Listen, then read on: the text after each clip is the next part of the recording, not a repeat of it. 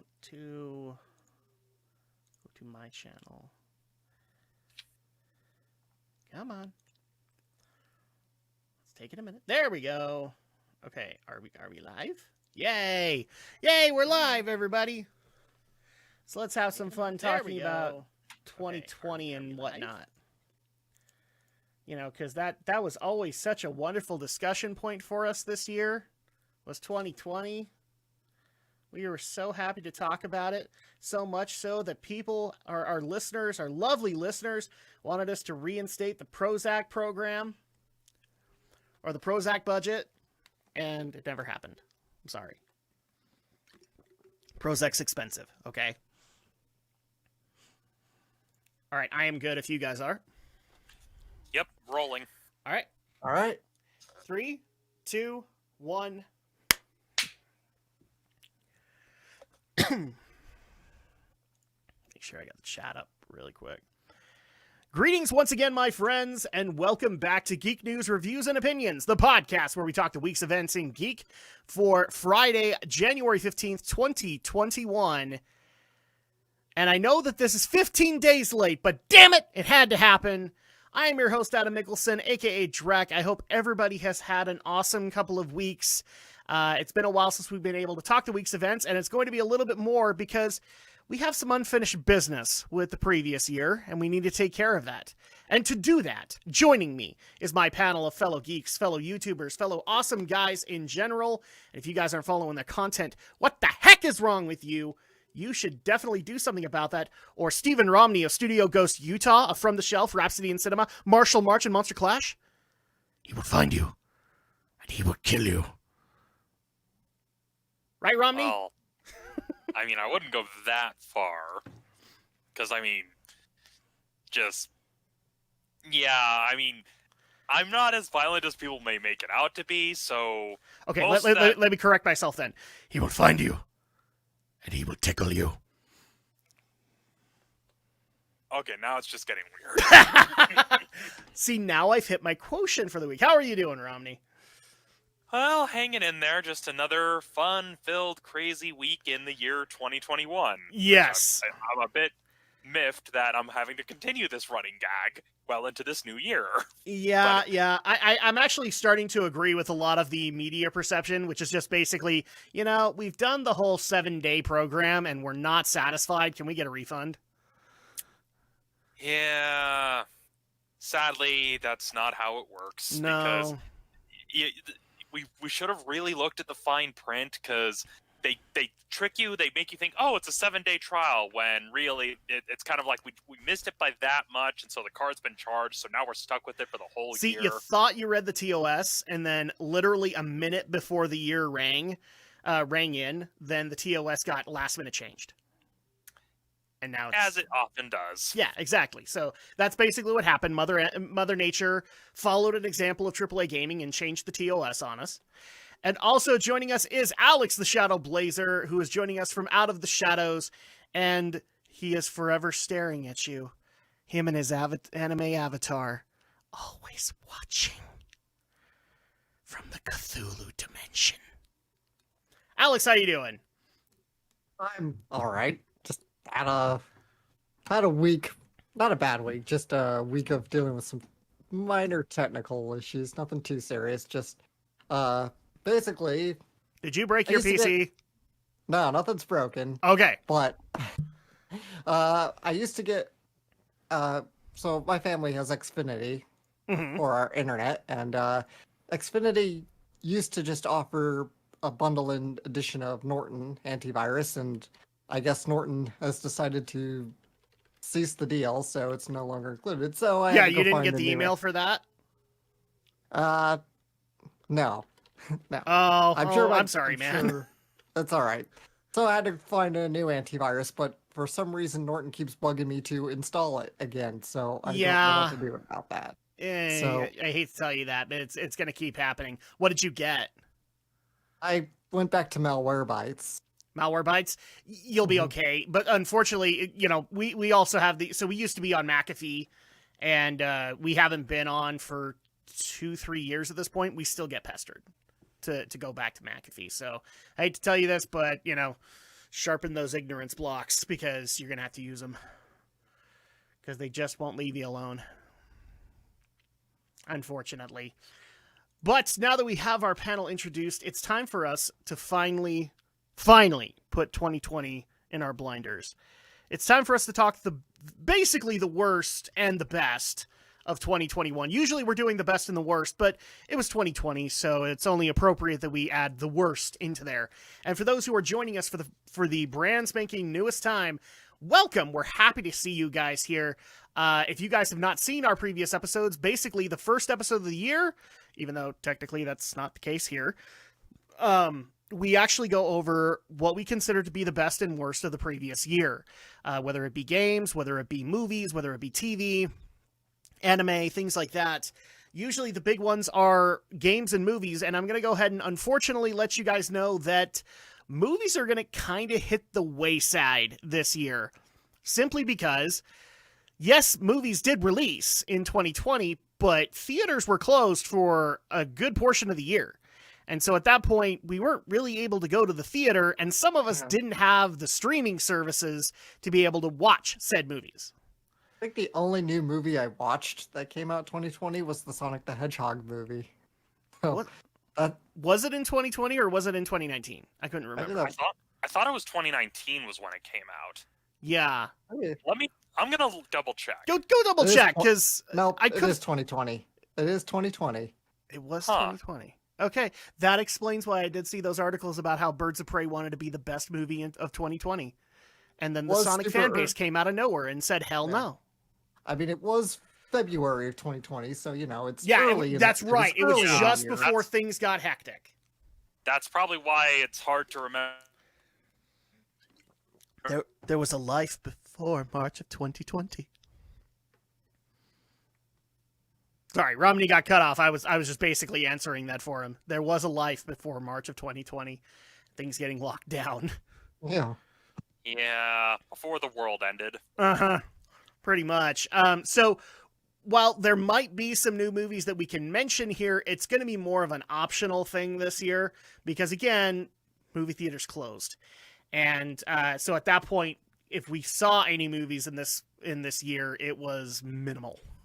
I think, in all honesty, I know I've seen Sonic, but pretty much anything else that's come out this year, it's 50-50 on whether or not I saw it. So with that being said, let's go ahead and dive right into the first one that we usually do here, because we are all gamers, and even though a lockdown did happen, we actually did get a little bit of extra gaming time. So what was your best game of 2020? And you also get bonus points. I don't know why, because this is like Whose Line Is It Anyway, where the points don't matter. If it was actually a brand spanking new game this year. And I'm actually going to go ahead and step out of this one, at least going first. Alex the Shadow Blazer, what was your best game of 2020? My best game was Sakura Wars. It was nice to see the franchise kind of come back after a long dormancy. Okay. I mean, the only game that I've ever played in that franchise, because it's the only one that's ever been available over here, was Sakura Wars 5. Okay.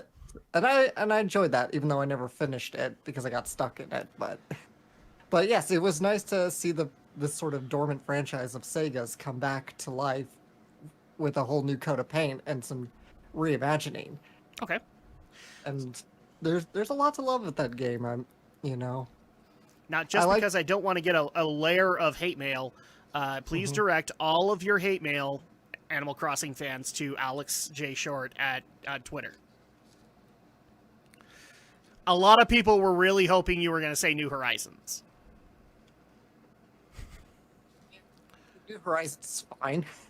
I haven't touched much of it lately, though. But I just... Yeah, I mean, really, I had to go with a game that really I enjoyed playing a lot. Okay.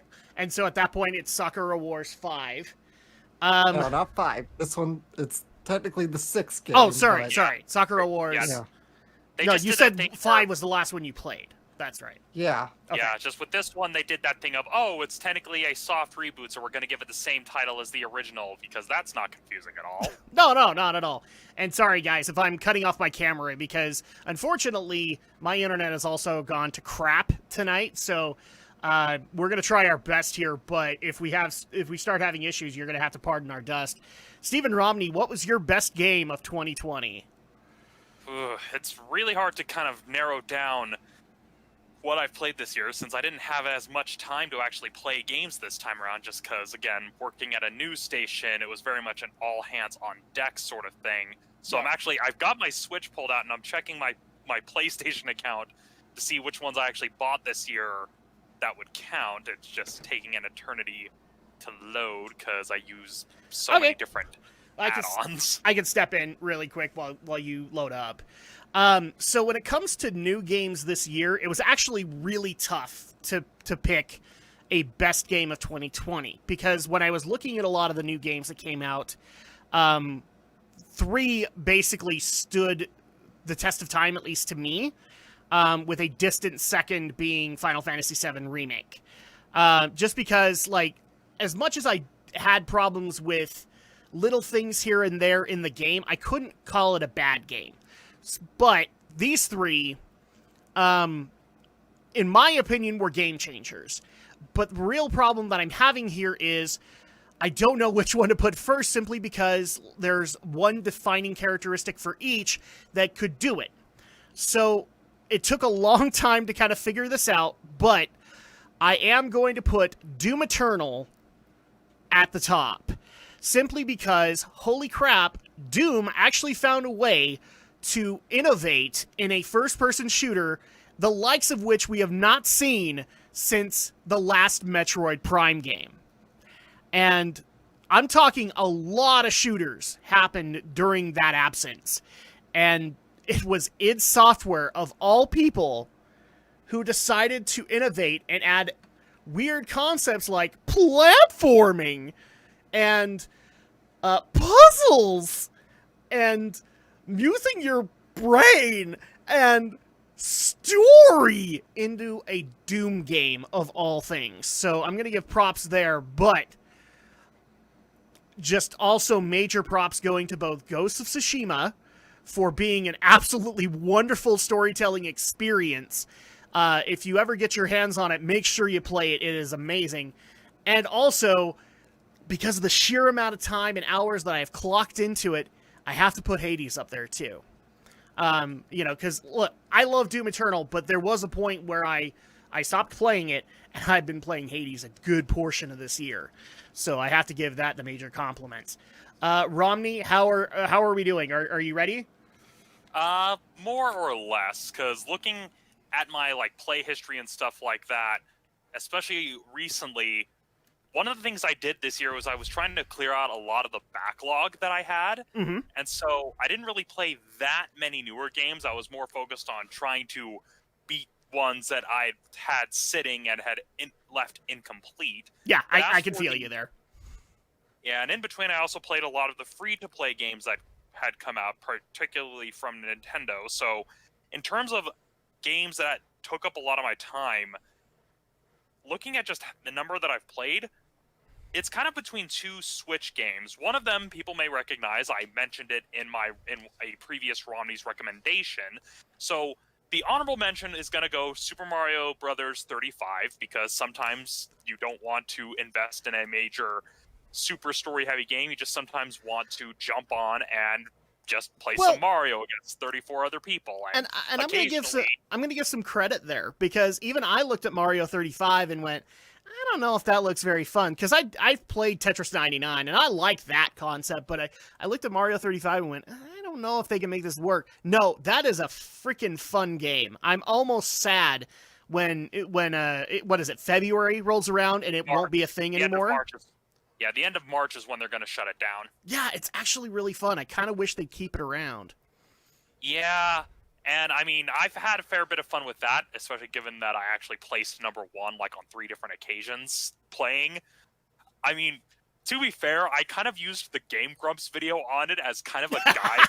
You see errand go through and you find all these secrets, you suddenly pick up on all these tips of, oh, that's how you do really well at this game, because he's the video game boy. He's the one who wins. I can't speak well of myself either. In order for me to get my number one in Tetris 99, I watched Maximilian Dude's wife play Tetris 99, and I still haven't been able to get that number one spot, but I did get to 5. So Yeah, for Tetris, I think the highest I ever got was like 5. I think was the highest I ever got with Tetris 99. Yeah. Because Yeah, once you start narrowing the field, like the attacks start getting brutal. Yeah, indeed. And so as for the other game that I played that did come out 2020, even though it's technically the port came out in 2020 because it had been on PC for quite a fair bit of time, and I know the sequel is on PC. Yep. Technically, there's like 2 sequels to it.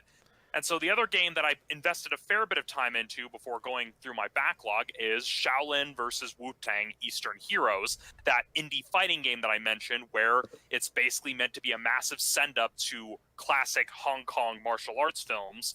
Yeah, and even though the characters themselves don't actually have names, you can pretty much tell at a glance which famous film figure they are supposed to be. Yeah. And it didn't have as much of an impact. I've heard good things about the follow-up games that the creator has created, because this is a game created largely by one guy that got an enhanced port in the arcade, which is where I first played it, because, you know, back when it was safe to go to arcades, they had one of those weird arcade machines that had a bunch of indie games on it that you would select which one to play, and then it got the Switch port. And mechanically, it has inklings of some good ideas. Since it's a fighting game that doesn't really have special moves, you don't really have characters firing Hadokens or burn knuckles or rising tackles. And so it's very much more about timing, where you're having to know, okay, you can press the assault, you can attack, but then you also have to kind of retreat and kind of wait for an opening. It definitely introduces a bit of a higher level of play, but what hurts it is that the controls are a bit janky, and, well, as is to have characters that are just named after the styles they use, you kind of need that little bit of personality to really give a reason to care. Because, I mean, yeah, it's fun to play as, you know, not Bruce Lee, but without any real story or anything to really anchor it, the novelty wears off pretty quickly. But that is a game that I did devote a fair bit of my time. I think I cleared like 3 of the major campaigns. It's just after a while, since there was no incentive, no unlockables or anything, I kind of ended up putting it down and going back through my backlog. Gotcha. Okay, so there you go. We've got our bests in the back, or we've got our bests waiting in the wings. Let's go, or bests in the book. That's what I'm looking for. It's kind of, it's almost like it's been a busy day for me too. Now let's, unfortunately, go to the worst. And I'll go ahead and lead things off. The worst game that I played this year, it comes as no surprise to a lot of people. Last of Us Part 2. I don't need to state the problems again. If people want to know my problems with Last of Us Part 2, there are 10 videos at least where I go in depth into them.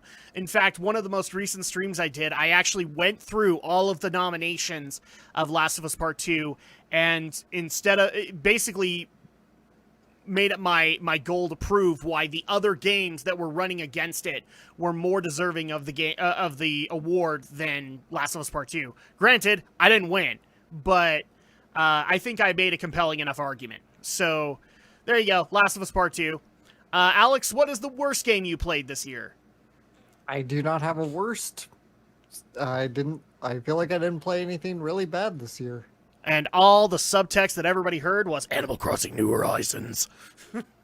No. It's a fine game. I liked it, Animal Crossing. But yeah, I really don't have a worst because I didn't play a ton of games this year, and the ones I played, I enjoyed. Yeah, there really wasn't a strong desire this year for a lot of people to experiment. Even I didn't experiment that much this year. Because after Last of Us, I was not really interested in taking any risks. Hence why I dodged the Cyberpunk bullet.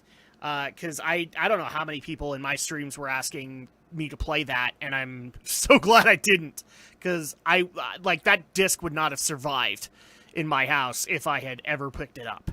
So yeah, I could totally understand that. This was a year where a lot of risks weren't taken. What about you, Romney? Do you have any worsts there? Well, I do, but this one isn't really a worst because it's objectively bad, but it is the most disappointing experience because the core gameplay of this is really, really fun. I replayed the main story several times, even all the major unlocks. I didn't have to pay for it this time like I did with its predecessor. Sure. And it just barely occurred to me that this game had come out in 2020, so that's why it just came to my mind where it would have been the best if it wasn't in a bit of a disappointing package, and so sadly I'm gonna have to give it to the Resident Evil 3 remake, which came out back in April, which again, I think I know where you're going here. And yeah, Resistance was disappointing. Yeah, Resistance was disappointing, but I would consider Resident Evil 3, the whole package, kind of disappointing, where yeah, the first loop, really fun, really engaging, and as someone who doesn't have a lot of time, it's nice to have a nice, short story campaign, and with a game that encourages replay, it's kind of one of those, okay, this is a nice, short game that I can play through multiple times to unlock everything else. But where things start to fall apart, I mean, yeah, throw that out right now is like, yeah, Resistance is a dumpster fire. It's clear that Capcom was hoping to basically make the next Left 4 Dead. Didn't work. The servers are basically a dead zone at this point. I know there are some people that still play it, but it's very much, it's not quite to the level of like Operation Raccoon City terms of deserted. What's funny is like I actually tried to look up like Let's Plays on YouTube of Resident Evil Resistance. I only found one, but you brought up Operation Raccoon City. There's plenty of those. But Resistance, I only found one, and it was Markiplier and his crew that did it. And the video's not that long. Yeah, and the other part of it, because I never really touched Resistance, because I just don't have the patience for online games, so I don't really do a lot of online games on the regular. I mean, yeah, I'll occasionally like jump online and do like Smash matches, but that's about it. Mm-hmm. But in terms of the problems that come in the main Resident Evil 3 experience, I mean, you've got the first playthrough where you get the scares, you get the story, you get the really well acted and well delivered lines. Granted, some of the presentation needed a bit work, but as a nice modern take on Resident Evil 3, it worked. Where things fall apart is on the subsequent playthroughs as you go up the higher difficulties, where it goes from being like, okay, it's now moderately more challenging, to the game outright expecting you to cheat, basically, with some of the unlocks you get. So I've heard that especially of the final boss fight in the hardest difficulty. Oh yeah, like not only does the final form of Nemesis literally stun lock you if you literally get hit once and then like literally stun lock you until you're dead, but it's one of those cases where the way the game is designed, it was almost like the developers made it almost impossible to beat the higher difficulties without the infinite rocket launcher. Because it literally got so frustrating that I literally wiped out my save data and started over so that I could re-earn all the points you used to unlock stuff, just so that I could go through and earn enough to get the infinite rocket launcher. And then I went back through, clearing out all the other campaigns, getting S ranks on all of them since I had the infinite rocket launcher. And by that point, when I got to the final playthrough on the highest difficulty, it was very much one of those, I look at this, I'm just like, okay, either the developers were really pissed off that they were having to work on Resistance, or they literally just couldn't really think of a way to actually make the game harder without, because literally it just goes to a case of, oh, we're just going to overwhelm you with more and more enemies and more harder to kill enemies, especially with the zombies that get the buff from Nemesis with the giant tentacle head. They start throwing a whole bunch of those at you right out of the gate, and I'm just like, okay, there must have been a much better, more organic way to actually increase the difficulty, whereas here it's just like, oh, we're just gonna basically, it was literally a quantity versus quality sort of thing, where they thought by just throwing more enemies at you and not even really reducing the amount of ammo you could find, it felt very cheap. It was like, okay, it's clear they expect you to use these unlocks to cheat your way through. It definitely feels also, especially compared to 2 Remake, that the higher difficulties didn't get a lot of thought. Because like I've even seen the harder difficulties of 2, and I would say, at least my honest opinion, there was more thought put into Mr. X Final Encounter and William Birkin Final Encounter than there was Nemesis Final Encounter. Yeah, but, I mean, here's another thing I kind of want to bring up with you too. One of the biggest complaints I've been seeing from 3 Remake, and feel free to chime in as well, Alex, because you love the game. A lot of people were disappointed because with 2, the remake added so much more to the story. They gave relevance to characters like Kendo. They actually tried to make a side quest for Claire and Shelley Birkin in the old orphanage kind of thing, and also have this weird sub-story going on of the children being experimented on with the T or the G virus.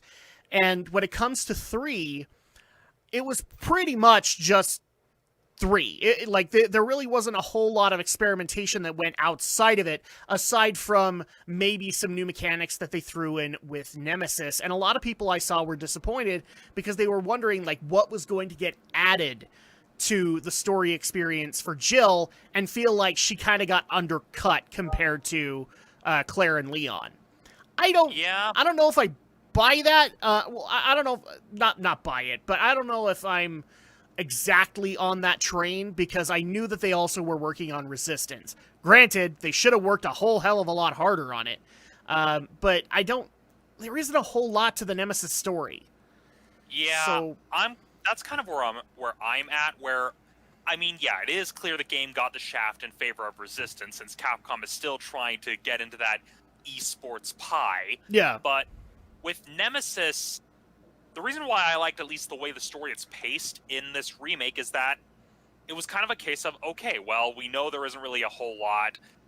It kind of felt a bit more streamlined, where they realized, okay, well, most of the people playing this game have already played through 2. They already know what's going on. They already know all these other pieces of information that you have learned in 2. So it was a case of, okay, we're just going to tell a simplified, streamlined version. Yeah. And that's one thing I will give the game credit for, especially on the first playthrough, is that the story is paced very well. It doesn't really drag. No. It does feel kind of short as a result, and I get that some people were really wanting some elements like the Dead Factory, but considering the overall tone they were going for, where, oh, it's literally Jill running for her life from this thing that is literally programmed to target members of STARS, it works. Could there have been a few elements that could have been tightened up?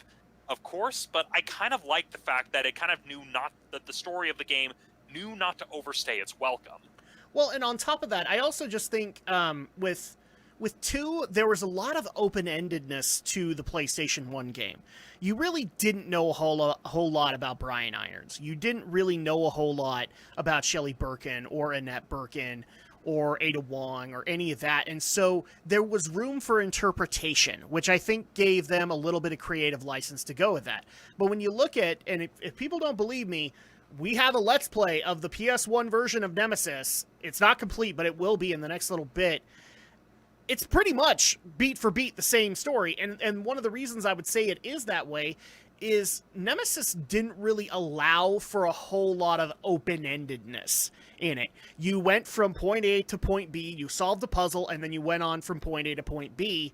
Would it have been cool to have the Dead Factory? Sure. Would it have been great to have the Gravedigger? Yeah, I actually agree with that one, but I don't see a whole lot of open-endedness to Nemesis. This is pretty much what you were going to be able to get.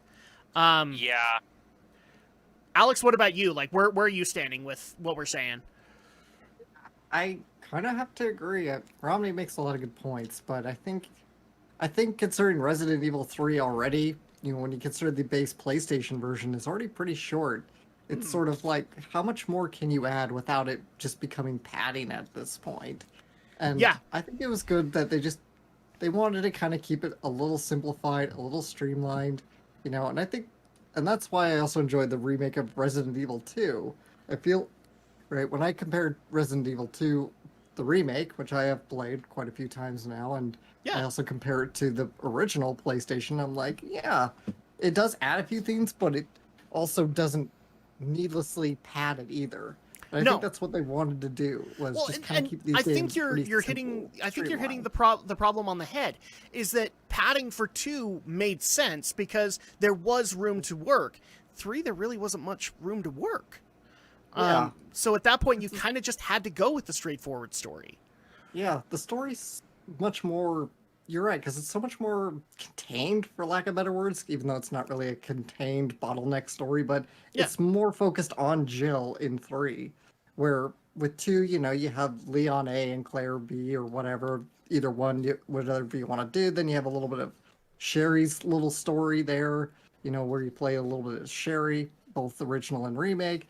3 was a lot more streamlined to begin with, so it's sort of like, is there a real need to reinvent the wheel with it? No. Or is it better to just kind of take what worked, maybe trim things, maybe streamline a few things, and of course put on the new Resident Evil 2 polish to it. Exactly. Yeah. And frankly, like with 3, from my perspective, because I'm the unpopular person in the room, 3's not one of my favorites.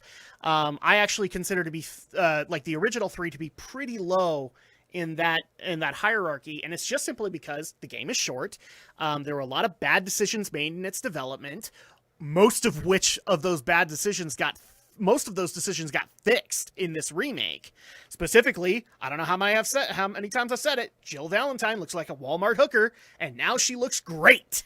And if you still want that outfit, cool, you can get it. And it works for everybody. But yeah, I just don't see...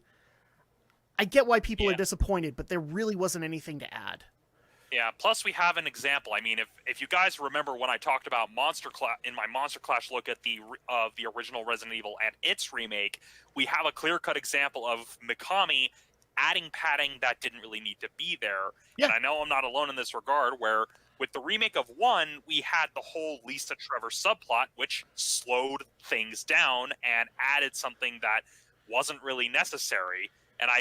And although this may be Resident Evil blasphemy, if we had either Mikami or Kamiya on board with either of the remakes, we probably would have seen a similar, we're going to add an element that they wanted to include in the original that they weren't able to work in, whereas both the remakes of 2 and 3 are just like, hey, let's take the parts of the story that people liked, that worked, and just make a more refined, streamlined version. Granted, some of the things of the 2 remake do raise a number of questions regarding the interconnectivity of Leon and Claire's scenarios. I know that Sphere Hunter made a pretty good point about how, okay, if Sherry is killed by William Birkin in Claire's story, how is she able to help Leon in his story, and vice versa? If she helped Leon against Birkin in his story, how is she able to help Sherry and Claire? That's one of those inconsistencies that Capcom probably should have thought through a little bit with their version of the A and B scenario. Yeah. But again, that was a case of, hey, let's find a way to streamline this process, so that way we're not, bogging people down with a bunch of lore, because that was kind of what hurt Resident Evil, particularly with 5 and 6. 7, they managed to rebound a little bit, but even then, the lore you come across in 7, I mean, if you actually take the time to look for it, it can get pretty dense, but even then, looking at 7, it's still mainly just Ethan's story, and hopefully we won't run into an issue where they get so focused on the canon with 8 coming up, although I do kind of worry, given what we're seeing. I mean, gameplay looks fine, the atmosphere looks fine, and Ethan is a good enough character to kind of remain the everyman. But when you see some of the fan speculation and what some of the trailers are leading people to believe regarding, well, what's going to happen to Chris in 8, it's kind of one of those, okay, let's hope they don't, get either too bogged down in continuity, but also make sure that if Chris is being given a send-off, it's actually a worthy send-off. Yeah, and at this point, like I've kind of hit that point with Village where I'm kind of done speculating on it. I just want to see more trailers / I want to have the game in my hands, because right now there's so much uncertainty given what we have currently that I don't even know if because here's the thing. There was a lot of rumor. I don't know if you remember this, Romney. There was a lot of rumors early on that 5 was supposed to be Jill's send-off, and it didn't happen. Like, Jill survives, technically. And on top of that, you also got the Revelations titles afterwards. So it's just like, okay, well, that was supposed to be Jill's send-off, and they're saying that this is going to be Chris's send-off. I don't know anymore. Capcom is so finicky when it comes to trying to terminate characters that I don't think they can ever pull that. They're kind of like Disney. I don't think they can ever pull that trigger. Well, I mean, to be fair, they have. Fortunately, they have not played the second Resurrection card with Albert Wesker. They did it the first time. Yeah, they did do that. Yeah, they did it the first time, but at least 5, they had the sense of, okay, we're going to leave Wesker dead. But another key thing here, and I think that's probably why we're seeing such a shift, is that a lot of the people that were on board with Resident Evil who were in charge during 4, 5, and 6, and even from the very beginning, are no longer at Capcom. Mikami left and started his own company and worked on The Evil Within. Kamiya went over to Platinum, and so you basically have a whole bunch of new people who grew up with Resident Evil games thinking, hey, let's actually bring this back to its horror roots, which they did it with 7 and the remakes. Yeah. So I'm still excited for Village. Not Oh, excited no, I enough to totally buy a am. PS5 for it, though. So it's one of those, I'm going to wait until we hear more about it. And even if it does look promising, it's a case of, okay, well, I could buy a brand new console, or I could just wait until it comes out on PC, since they've announced it for PC as well. Oh, yeah, and don't misinterpret me. I'm excited for Village, but I have officially pissed off my wife because I'm officially done speculating on what's going to happen in the game. I'm just like, let's just wait until it comes out. And she's like, yeah, I mean, at the same time, I swear, Romney, I made like the 2 most hardcore Resident Evil fans when I showed Andrea and Alex Resident Evil, because Andrea, she can't stop. She can't. Yeah, but I guess that's kind of to Capcom's credit. That's probably why it's good that they're still, for now, keeping the focus on Ethan Winters as the main character, since he still can fill that general everyman role. He's not, roided up, then suddenly not roided up, and then back to being somewhat roided up, because apparently Chris just can't keep a consistent workout schedule. Yeah, and on top of that, I don't know if you saw the speculation about, again, this is based off of like 0.5 seconds of trailer, but since people saw Mia in it, they're thoroughly convinced Mia's gonna be there, because then you can have the husband-wife combo of Ethan not really knowing what the fuck to do, and Mia being the trained soldier. And I don't know if I buy that. I mean, when you look at the events of the trailer itself, and... Yeah, I think she's done. It's not... Yeah, because they make it pretty clear the inciting incident of the whole game is Chris suddenly shows up at Ethan's house and basically kills Mia, hence why Ethan has to basically go on this new adventure, is because, hey, why the hell did Chris kill my wife? What the hell is going on? But then they have the theory mill about, since she already had all of the weird juju that, what's her name, left in her. Evelyn left in her, that she technically was never truly cured, and... I just sit here and go, yeah, I think she was. Yeah, that's pretty definitive. I mean, if you saw what happened to Jack Baker when Ethan injects the antidote, yeah, the cure is pretty clear. Plus, if you played through End of Zoe, it's pretty established that after they injected the stuff into Evelyn, things were pretty much done. Yeah, Zoe still had some lingering after effects, but even then...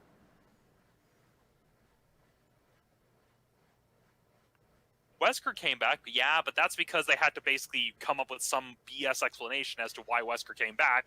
Yeah. And this is in a Resident Evil game where they literally have bad voice acting and random Matrix-inspired fight scenes between Wesker and Alexis Ashford.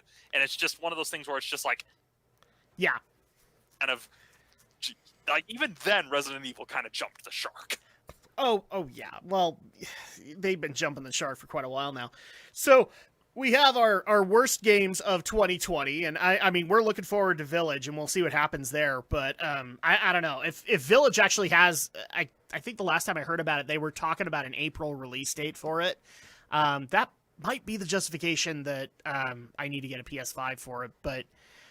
with that, let's go ahead and get into the... Do either of you have movies to be able to bring up for that? Like, should I... Because I want to make sure I hit this before I pass it.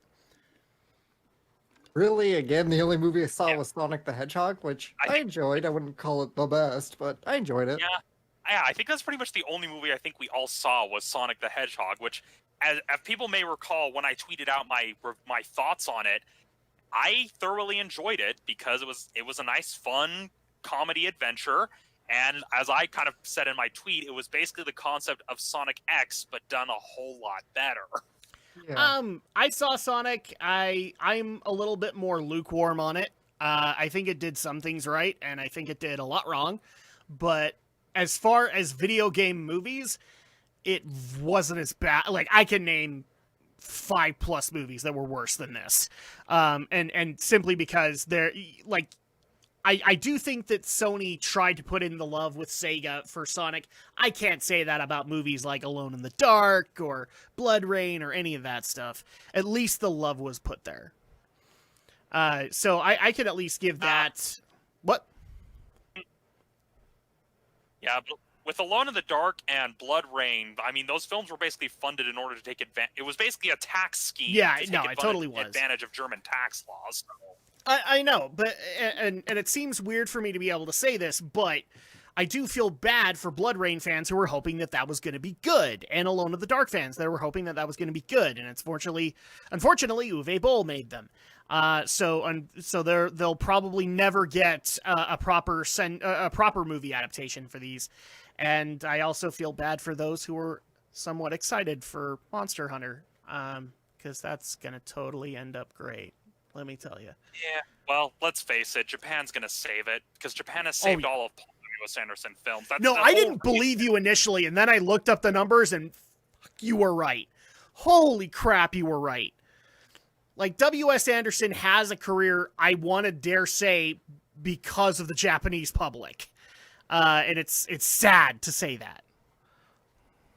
But, all right. So, with that, let's go ahead and move on into... So, we usually have a best and a worst movie to be able to get into for 2020. And in this case, we don't really have that. But... our listeners came through for us because they wanted us to tackle subjects that are relevant to each one of us, specifically the content that we provide. So we're going to start things off with Alex the Shadow Blazer here, as he has been reviewing both the spring and winter seasons, or fall seasons, of 2020. And so, Alex, what would you say was the best anime you watched this year, and what was the worst? This one's pretty tough because I watched a lot of pretty good shows this year. Well, again, worst doesn't have to be worst. It can also just be disappointing. Yeah, but I'm saying best is where it's getting tricky because I have quite a few good, really good ones that I watched in 2020. If you want to top three it, I don't have a problem with it. Okay, so I think top three for me would be My Next Life as a Villainess, All Routes Lead to Doom. It's a pretty entertaining anime about a teenager who dies and gets reborn into an otome visual novel, and now she has to try to see can I not make my character die? So it's kind of a refreshing spin on the whole I'm a bit trapped in another world genre that's been constantly coming out of anime the last decade or so. Okay. And perhaps Wuthering With You is a really great movie by another good Makoto Shinkai film. I had a nice time watching that one as well. And I think, and as far as like, perhaps my favorite out of the year was Kaguya-sama: Love is War. I thought that was a really fun and energetic comedy that's just really enjoyable to get behind, and just I love the energy behind it and the pacing of it. It's just so much fun. It's a little hard to watch with subtitles because everything moves super fast with it, but it's a riot a minute. So those would be my favorites out of 2020. Now, my worst or most disappointing would be, this might come as a bit of a surprise for some people, but it would probably actually be Wandering Witch: The Journey of Elena. Okay. Because that was one I actually was really looking forward to. And let me kind of get off on a bit of a tangent here, so to speak. But I know some people might expect me to say Magia Record, the Monica Magica side story, but I didn't exactly have the highest expectations going into that already.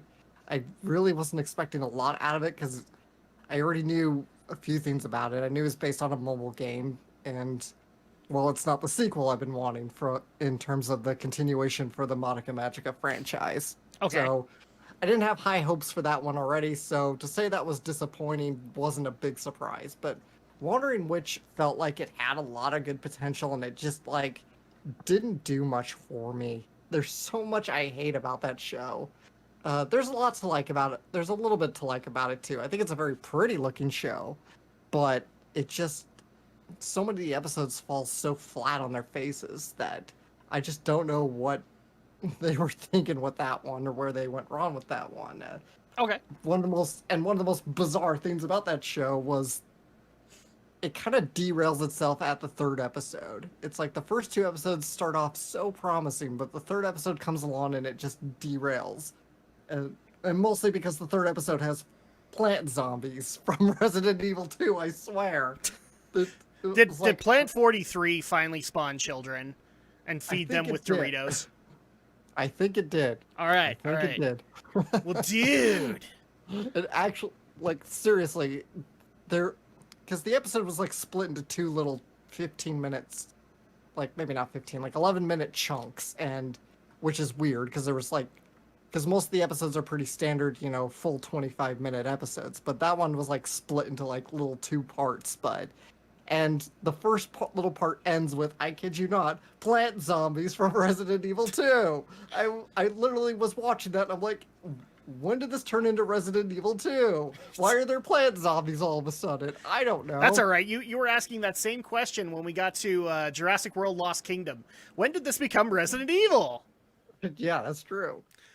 All right. So go ahead. Sorry. Reminds me of just so much stuff reminds me of Resident Evil, but which should be a good thing. But in this case, it was a bad thing. But there's a lot more than just the Resident Evil plant zombies in Wandering Witch. I hate the main character. It's just like I have to watch a lot of pretty art be wasted on such a terrible show. Okay. All right. So at that point, you have the best and the worst anime. I will go ahead and give my best anime. I didn't really watch a bad anime this year. And that was, unfortunately, it's not current, but it was Rising of the Shield Hero. That was my first entrance into that show. And I have loved it, and I've been looking forward to season 2 ever since. So I will at least give that props. Romney, any anime that you want to make mention of, either best or worst? Well, I didn't really watch any of the stuff that came out this year, so I don't really have a comment. Yeah, the only reason I'm bringing up Rising is because Rising is still a couple of years old. So at that point, it's still fairly new. But yeah, the other one that I actually got a question on, and I want to, because I'm kind of surprised it didn't make it in there, is people wanted to know your opinion on, what is it, Yumi-chan Wants to Hang Out? I didn't watch it. You didn't watch it at all. Okay. No. So at that point, that's why you didn't get an answer on it. Yeah, so the series is Ozaki-chan Wants to Hang Out. Oh, Ozaki-chan. Yeah, that's right. Yeah, I didn't watch it. So let's go ahead and go into Romney next. And this one is unusual because, as people might know, if you're brand new, then maybe you don't. But at the end of every podcast, Romney likes to do what he calls Romney's Reading Club, where he recommends either books or comic books for you guys to try out. Occasionally, he does Romney's Review Club, where he gives you like movies and games and things like that. But a lot of people wanted to ask, what were the best books/comic books and the worst ones that you read this year, Romney? All right, I've read a lot in 2020, so it's going to be a bit difficult to narrow things down. And so as for the worst book, this should come as no surprise to anybody who has seen my Instagram, Handbook for Mortals by Lonnie Sarah. If you want to know my full takedown of it, you can find my Goodreads account through my Instagram, because that book is just so horribly written. It literally is very much the very definition of a desperate Twilight knockoff. Like, full stop. And like, there aren't enough of those. Yeah, but this one, it's just so cynical in the way it was written, where the author is just so sure that this is gonna be a movie, and that she is so sure that it's going so what to you're be a hit. basically saying is she's like, I totally have come up with the next 50 Shades kind of thing, and then you read it and she's like, no! I mean, to kind of give you a rough idea, one, the supernatural elements in this so-called supernatural romance are so downplayed until the very end of the book that they may as well not be there at all. And then you've also got the fact of the frequent celebrity name dropping, because it happens to take place in Las Vegas, and the main character met Carrot Top, and I'm just like, nobody cares. This doesn't matter to the story. And then the fact that she pretty much wrote it as though she was writing a screenplay, where she first like, I'm going to do this in first person, but then we'll literally have these huge blocks of text in italics where she's telling parts of the story in third person, to which I just have to say, why didn't you just write the novel in third person? At that point, I'm kind of stuck on the Carrot Top thing. Like, how many actual comedians now have deals in Vegas now, like permanent deals? and the author mentions Carrot Top of all things. Yeah, I mean, correct me if I'm wrong. Larry the Cable Guy's out there. Joe Rogan, I think, does comedy routines when he's not doing UFC. So yeah, it's one of those. It was just one of those really, really dumb scenes where they try to do just again. This author is just so frustrating, and the sad part is there were inklings of good ideas with this book. There were inklings of good ideas, but it was one of those cases of it's just the cynicism just oozes out of it, where you can tell, okay, this person's writing this to make a quick buck. And that's not even getting into the really sketchy stuff of how they tried to sneak it onto the New York Times bestseller list by targeting specific bookstores that reported the sales to the New York Times and then buying them in bulk, but just under the amount so that they wouldn't count as bulk orders, all to push the much better written book, The Hate You Give, off of the bestsellers list. And you want to know the most frustrating thing with this book of all? They tried to pass it off as a young adult romance story, even though all the characters are over the age of 20. So yeah, you can tell, if you couldn't tell by my tone of voice. Wow, geez, I think that the same person who directed Lucy wrote this book, because I haven't heard you this enraged since Lucy. Oh yeah, it's one of those things. The anger that comes when you invest time in a horrible book, where you take the months to read through it, and at the end you just basically have to sit there and go like, I just devoted months reading this piece of crap. Yeah. And I actually kind of wonder, Alex, have you seen him enraged when we bring up the movie Lucy? I don't think I have. I think that was when we brought you into the podcast, but oh my gosh. You still have the video up for that, right? Yep, it was Romney's reviews. I might link that to Alex, because I don't think that's the truest amount of hatred that we've seen. A lot of that happened off mic, but it might give you a sense of how mad Lucy makes Romney. Oh, believe me, there's a lot of films. I mean, there's been a lot of films, a lot of stories that I've exposed myself to that make me absolutely frustrated, but the reason I still suffered through that book is because, well, Stephen King himself, as part of his process of becoming a better writer, he basically says, hey, read a lot of books, not just the good ones, also read the bad ones, so that way you can point out and dissect what the stories did wrong, so that way you know what not to do as a writer. And so that's why, even though I read it and saw that it was awful, I suffered through it, because I figured, okay, well, at least I know what not to do with the novel that I've been writing for the past number of years that I still seriously need to finish. So, yeah, worst book that I read in 2020, Handbook for Mortals by Lonnie Sarum. A lot of people have torn the book to pieces. I've got my review on Goodreads, but there have been a whole bunch of other YouTube channels that have torn this book to shreds, and honestly, it quite rightly deserves it. Yeah, I'd say so. If it got you this mad, then yeah, it probably deserved it. Yeah, and so that's like the worst prose book. As for the worst comic, well, that's a little bit harder to say, mostly because there weren't really any comics that I would say are like absolutely awful where I go full on Linkara, but there were definitely some events in the comics sphere, and I'm talking like event storylines that were implemented that honestly could have been implemented better. So in terms of, I'll kind of give you a twofer. So in terms of standalone comics that I kind of found disappointed and ended up dropping, off the top of my head, that would be, one of them would be called We Only Find Them When They're Dead, because, and kind of give the basic premise, it's a science fiction series from Boom Studios, and it kind of does the weird Firefly thing where it tries to throw you into this world where there's just a bunch of really weird stuff that it takes a lot to really understand what the world is and how it works, but then it automatically hits the ground running and expects you to care about these really dramatic emotional moments that these characters are going through.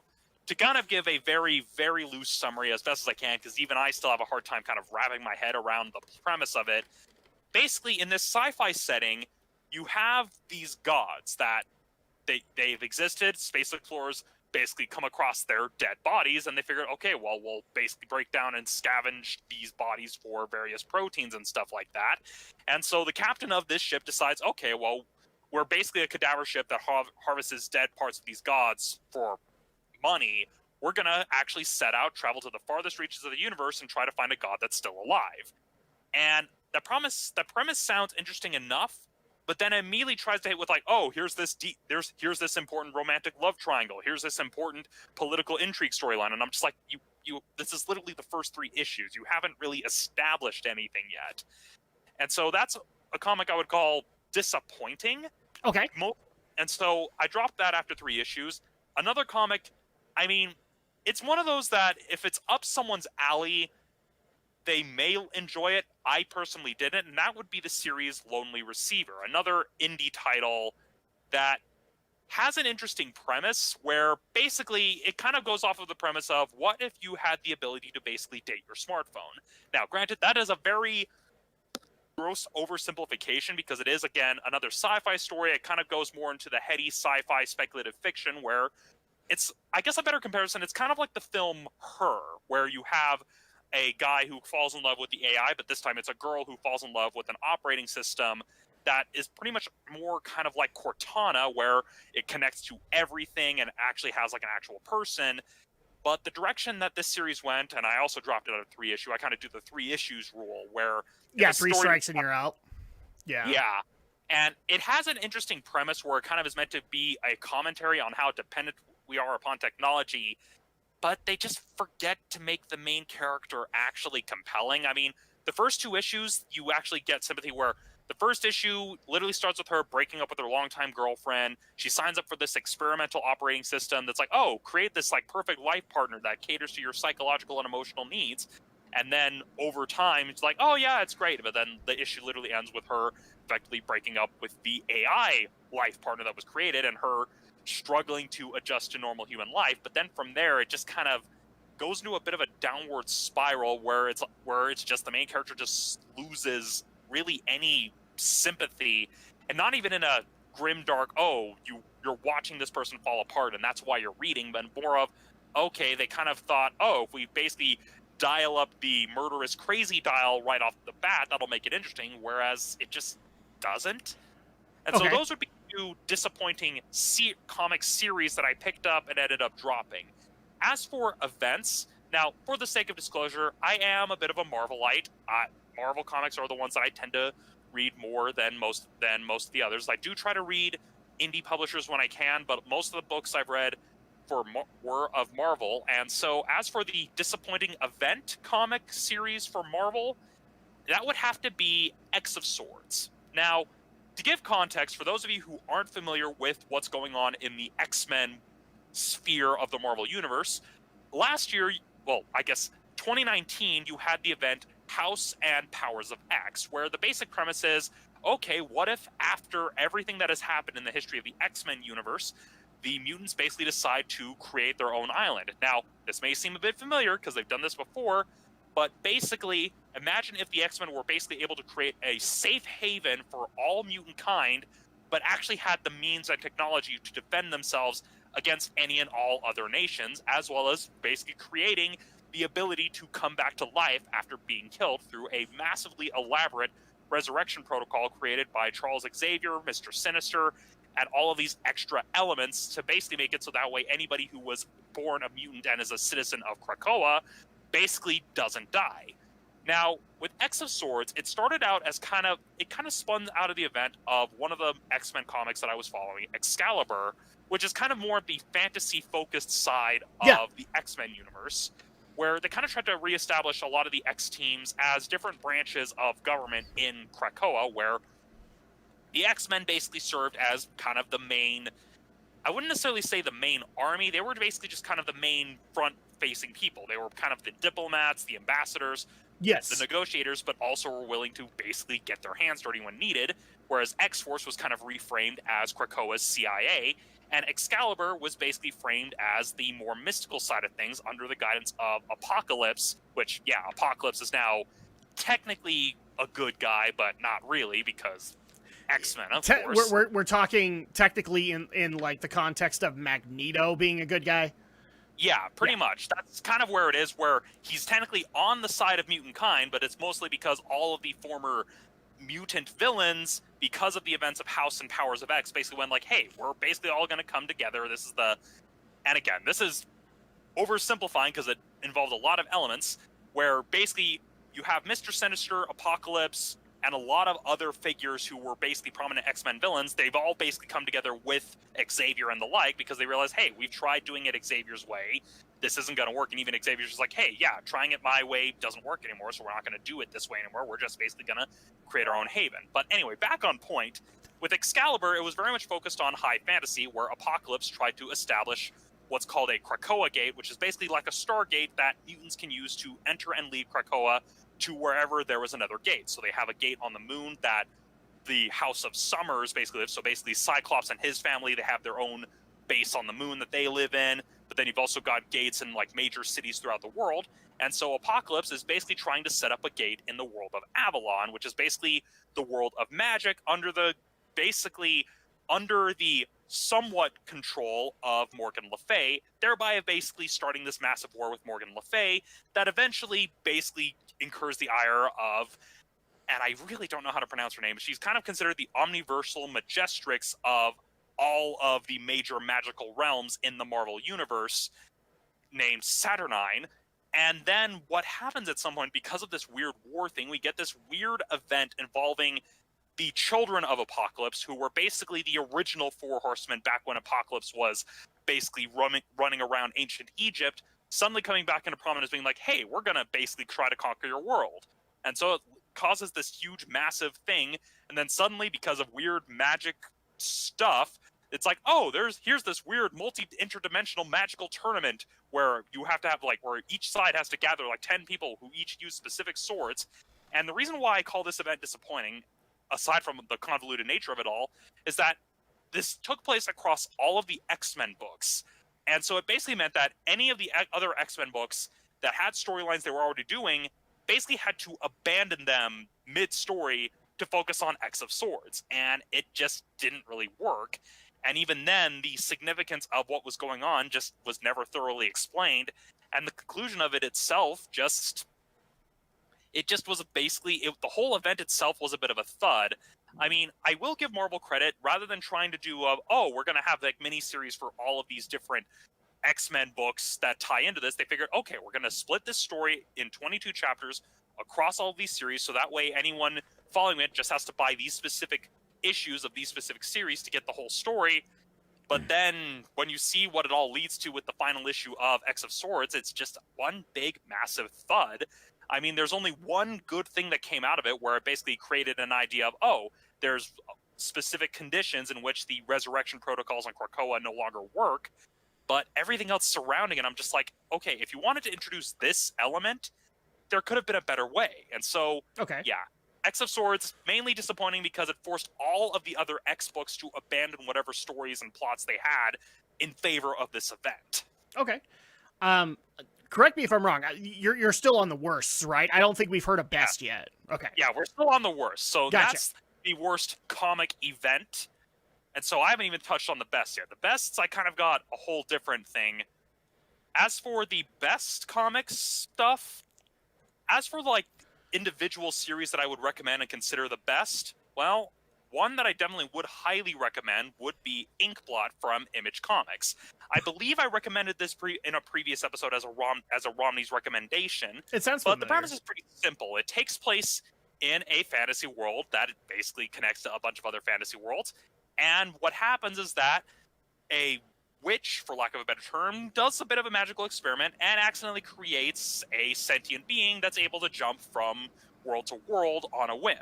And it happens to take form of a black cat. And so naturally you just see this tiny black cat jumping across different dimensions, across time and space, causing trouble. And not because it's evil or anything, it's just a cat doing cat things. And you see some of the inhabitants of these worlds they visit ascribing this massive importance to what is really just a normal cat who just happens to have the ability to jump through time and space. And it's both, like, the artwork is gorgeous, but it's just a hilarious concept of, you have like stories of these people who could go through time and space, and so it's like, they literally just gave that ability to a regular cat that acts like a regular cat. It's amazing and funny and hilarious, and I love it, especially given the way that they draw the cat. It's adorable. It's an adorable series. Okay.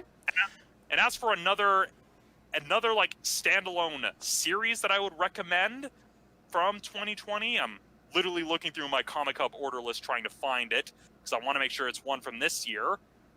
Okay, where is it? It's somewhere. Okay, well, off the top of my head here, another individual series that I would also recommend is Kaiju Score.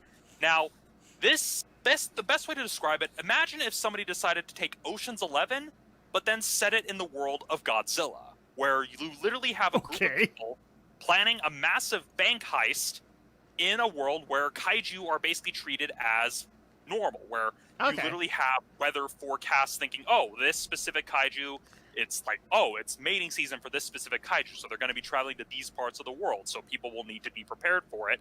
And so Kaiju Score is very much a case where a group of people literally think, oh, we're going to rob this massively high-tech security museum during a time where this kaiju is going to be rampaging through this part of the city, meaning that there aren't going to be any security guards and everything. And literally, again, it's literally Ocean's 11, but if it took place in the same world as Godzilla.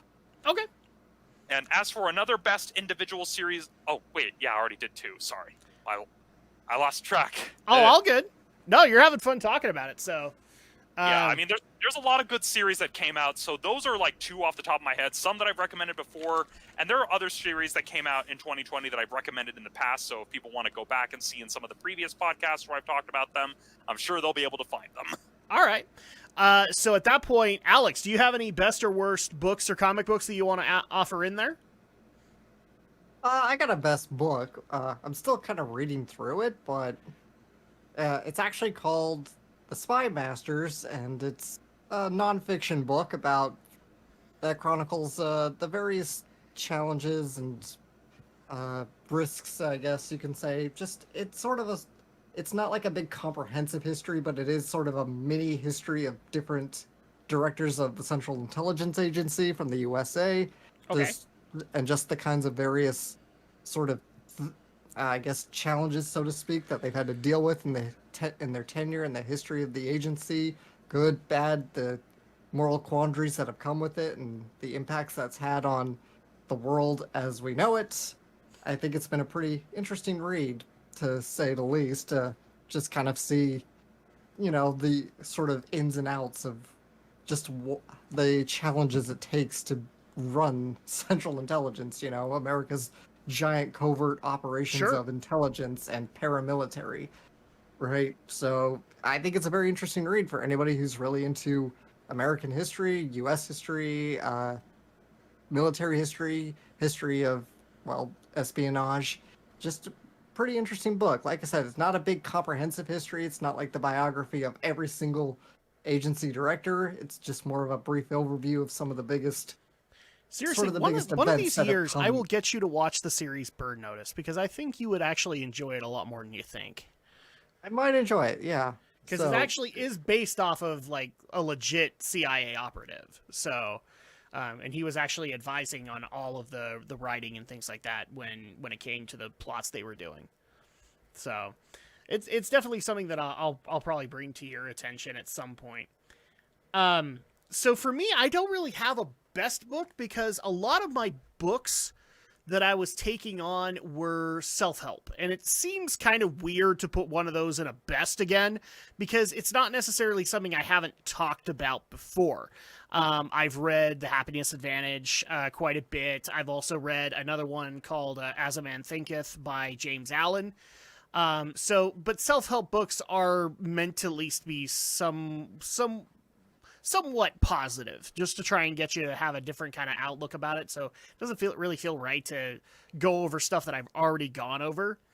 But I do have a worst book this year, and I wish I could say this nicer, and I know that as soon as I say it, I'm going to have a bunch of WoW fans wanting to scream at me. But people who know this, like when I do WoW videos and things like that, they know that I read. Since I'm a big fan of the lore, I read the books that come out from Christy Golden and Richard Knack and things like that. And recently, they just barely had a launch book associated with their Shadowlands expansion called Shadows Rising.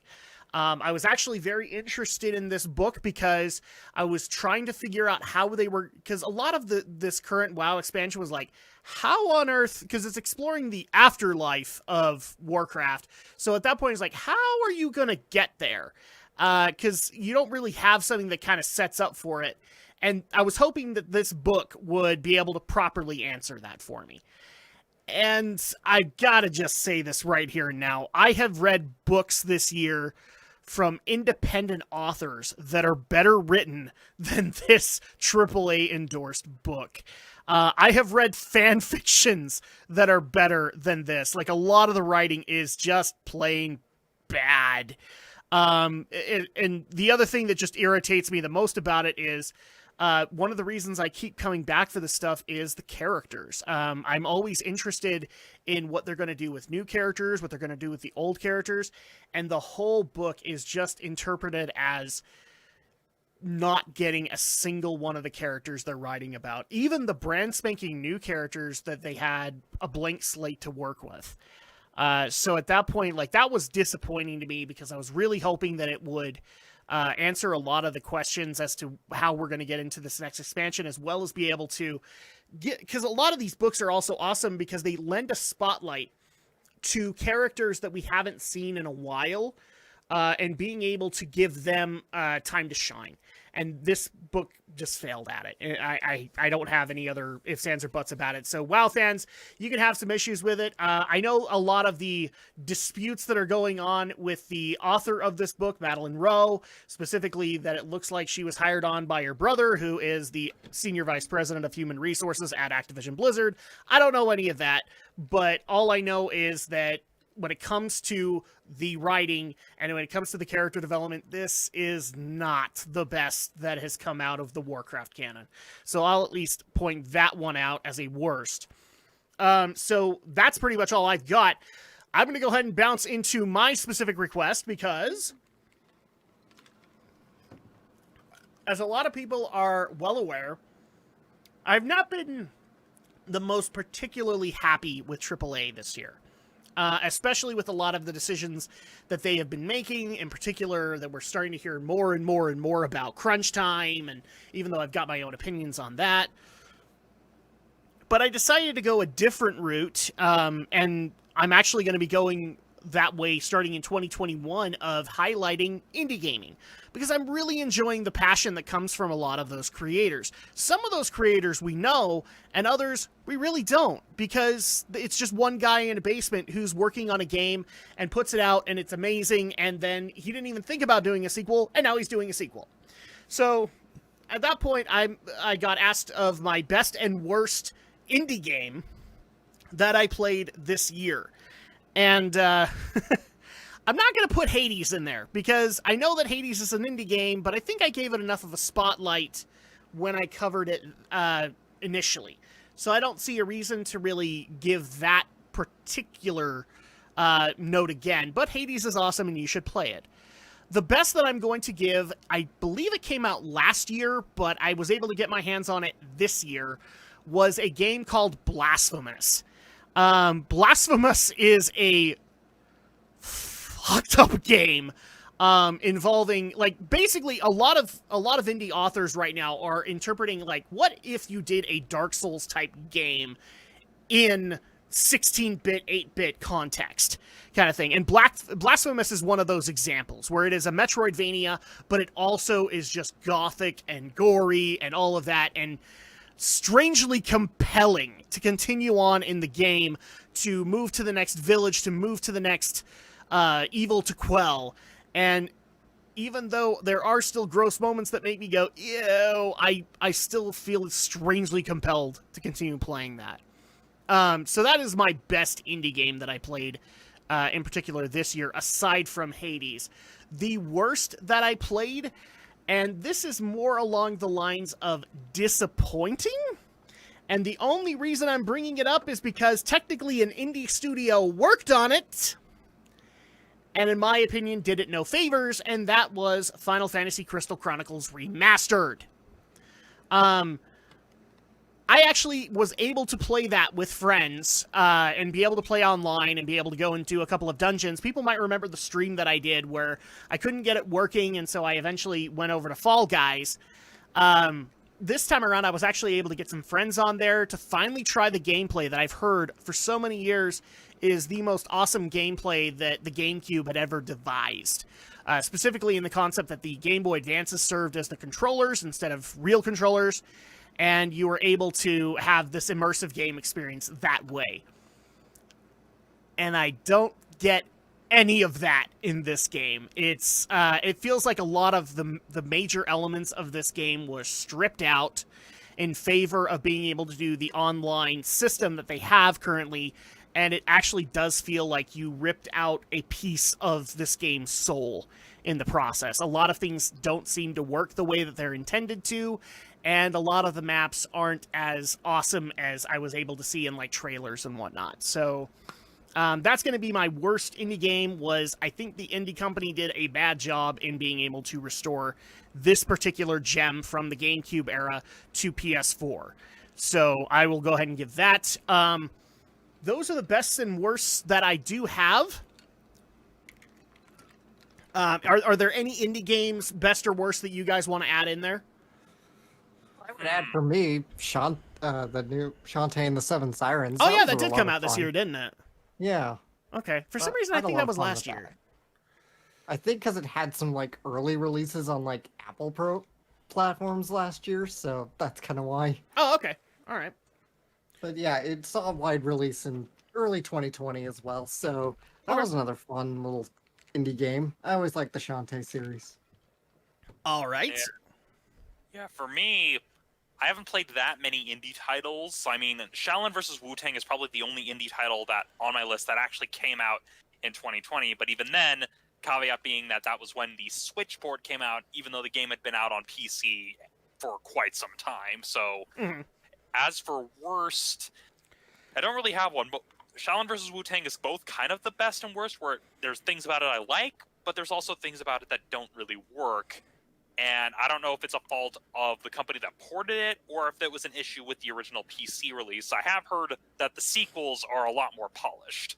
Yeah, and I've seen this a little bit when it comes to the indie developers of, like, if they started at Switch and then they moved it over to PS4 and Xbox One or the other way around, you tend to have issues like that. I don't know why, but for some reason, when they hand it over to another team to try and do that, it doesn't necessarily work out. I think we also discovered, correct me if I'm wrong, Alex, but I think when they were trying to bring it to consoles, Hat in Time licensed it out to somebody else, and yeah, it didn't do any justice for that, right? Yeah, I think so. I think you're right. Because we Hat in Time. What's funny is like half of our playthrough was in the console version, and then we switched over to PC, and it was like, oh, wow, this plays a lot better. It really does. No, I absolutely agree. It played a lot better in PC, and so that's actually one of the things I'm looking forward to this year, especially now that I'm going to be going into indie games, is like a lot of these games that are awesome never really leave PC, and now I actually have a streaming setup that can do PC games. So it's like, oh my gosh, I can try out, like, basically the world of indie has opened up to me, and I'm excited to see what comes out. I'm not necessarily worried about what's coming out recently, although I do have a couple of favorites coming next year.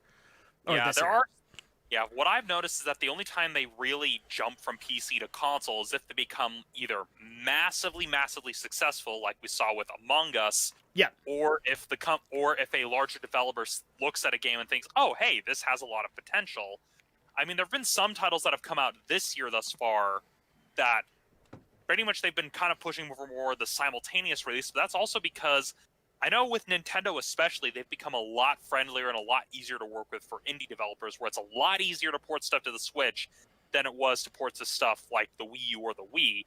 Mm-hmm. The Switch architecture, from what I'm understanding, is that it's a lot easier to work with than in generations past. Yes. And so that's why Nintendo's kind of really been we're kind of seeing a trend where people are doing Switch and PC simultaneous releases with certain games. Yeah, and actually I've been hearing that a lot, especially with indie games that are moving from, say, Wii U to Switch, that there's a lot of technical improvements that have happened in that process. Specifically, I think it's Freakso Games who did the AVGN games. They have nothing but compliments for the Switch when they did the 1 and 2 combo. And they actually had a lot of issues when it came to the development. Like, it came out on PC too, but when they tried to bring it to the Wii U, because James Rolfe had mentioned to them, like, he would love to be on a Nintendo console, they had lots of issues. But the Switch, they openly admitted they had virtually none of those issues moving the game over to Switch. Yeah, I think it's something that we've discussed before, where because of the changing of the guard at Nintendo, where they realize, okay, we can't do the whole selling at an absolute loss and, trying to micromanage our third parties. It's kind of a case of, hey, let's, it's weird. You just see almost like this switch between Sony and Nintendo, where now Nintendo is doing what Sony did back in the day, where it's like, hey, let's, not antagonize third parties and try to hold their content hostile. Let's actually give them some free reign, and it's been paying off dividends. Not to mention the fact, like, I mean, if you remember when this previous generation of consoles started, PS4 was probably more favorable of indie than Xbox, because a lot of people were still, a lot of indie developers were still pissed at Xbox for having the weird requirements they did later on in the 360's lifespan. And halfway into that, it changed dramatically because the Switch basically started highlighting indie games into their Nintendo Treehouses and things like that, or their Nintendo Directs, and it's been nothing but a boon to them. So much so that they've actually got exclusive stuff. Like, you're going to be able to have exclusivity for like a week on the Switch compared to PC releases. At least that's what I've heard from companies like Yacht Club, who are thinking about doing that for Cyber Shadow. Or for, I can't remember the indie developer that's doing it, but Bushiden, that is supposed to be basically a reimagining of Strider. So at that point, I'm looking forward to what the Switch is going to be able to do for indie, because I already know a lot of indie developers are not really looking towards the PS5 and the Series X just yet. And what that can do. Especially given that it's still very, very early in this new generation, so it's kind of a case where we're still not quite sure what the upper limits of the hardware. Well, in a lot of cases, a lot of those individualized indie creators, they're still pushing the PS4 and the Series and the Xbox One. So at that point, why go to the new console when you're still pushing everything that you can get out of the existing ones? Well, yeah, it's because we're still in that early adopter phase, because there's just not enough. There's not enough of a library for either of the new consoles that really justifies buying the new consoles, and especially given that a lot more companies are basically thinking, okay, we can do these exclusivity deals, but it's much more lucrative for us if we do release across multi-platform. I mean, some of them cut deals. I know that that's what Capcom and Square did, because Square has that timed exclusivity deal for the Final Fantasy VII remake, and Capcom cut that deal with Sony for Resident Evil 8, but it's a case where the games are still going to end up on other platforms. And I know with Resident Evil 8 in particular, they basically went like, yeah, we'll release the exclusive for PS5, but we're also going to release it on PC because, well, that just saves us time porting. Yep. So with that, we actually also do have a couple of listener questions that we can get into since we have a little bit of extra time. Either that, or we can also get into what to expect from what we're looking forward to in 2021. What sounds better to you guys? Answering some questions or going into 2021? Looking forward from here on in, as it were. I wouldn't mind answering questions. Okay. So this is going to be one that I think you guys... Oh, actually, Romney, your take? I'm fine with... Considering what we've seen of 2021 thus far, let's maybe go with the viewer questions. Yeah, that might actually be the better way to go about it. So, this one made me giggle. I had to bring it into the list. Apparently, we are an unprofessional podcast because we spend way too much time going off on tangents and rants that we actually spend upwards of 10 minutes until we actually get back to the source material at hand. And that we need to stop doing that. And to which my simple response to this person is, have you never listened to a podcast? Like, ever? Well, my response would be, that's not a question. This is really not true. It's a comment, but... Yeah, I mean, I mean, anyone who's even seen Jeopardy kind of knows, hey, you need to phrase it in the form of a Rest question. in peace, Alex Trebek. Sorry, I had to bring that in there, but no. So I wanted to bring this one up because I've seen this happen over the years where people are like, okay, yeah, you guys take a little bit too long to be able to get to the stories and whatnot, and that's why you run out of time. Personally, I'm going to say in the last couple of years, we've gotten really a lot better at that, and we've been able to stay on task and all that. But here's the thing. This is why I like the podcast format than, say, news radio format, because it allows for people to be themselves. And to me, that's a much more natural, that's a much more relatable, that's a much better thing to listen to than to just listen to a bunch of talking heads on CNN on the radio or on a sports programming, talking BYU or something like that. And that's why I've always encouraged it, like letting the podcast flow where it needs to flow. And naturally, we kind of fix that anyway, but no, I'm not removing it. If Romney wants to go off on a tangent, I'm not going to stop him because that's where the entertainment value comes in. Just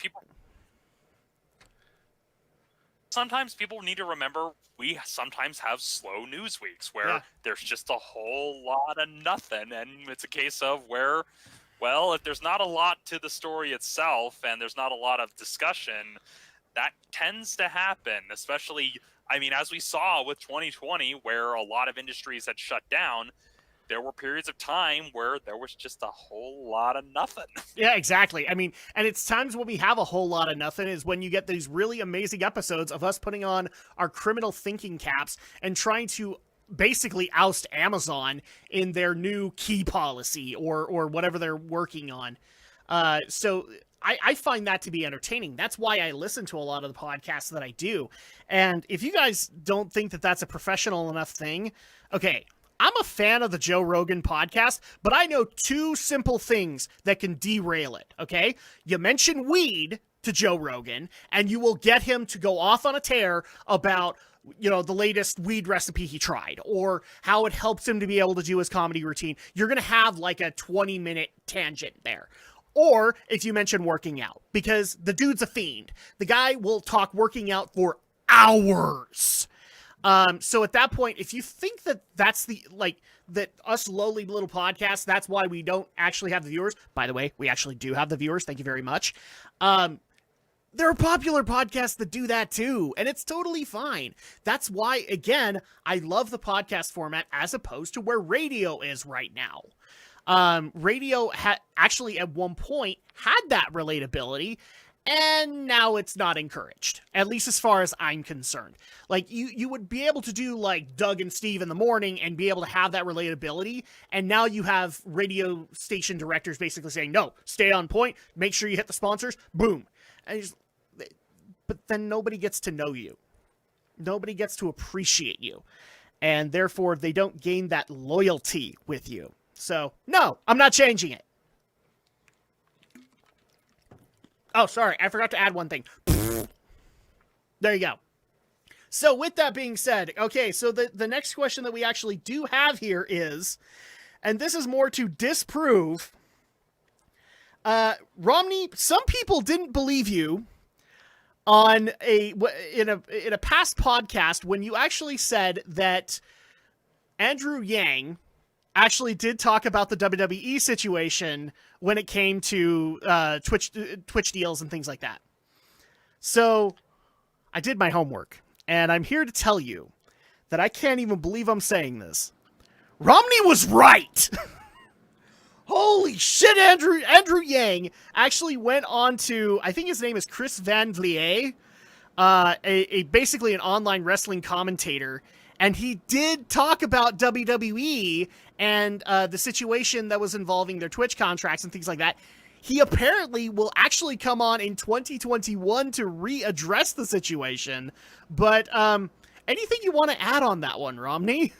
You got proven right. Well, yeah. I mean... Did you watch this? I didn't watch it, but...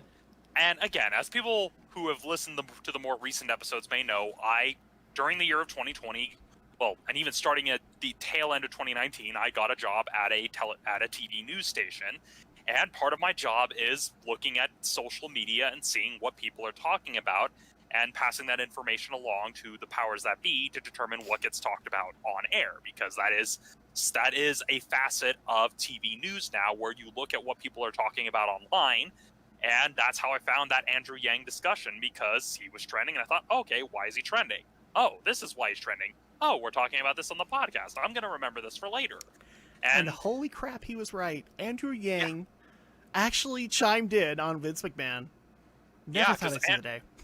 Yeah, because people tend to forget. Andrew Yang very much discusses a lot. He very much is into discussing e-commerce and kind of the industry of the internet and how the internet can affect other businesses. You know, when he's not planning a run for mayor of New York City, but it's kind of one of those cases where, there's a reason CNN brought him on as an expert commentator during the election. Yeah, it's shocking to me. So Romney proved us Romney proved himself right and proved us all wrong that yes, that actually did happen.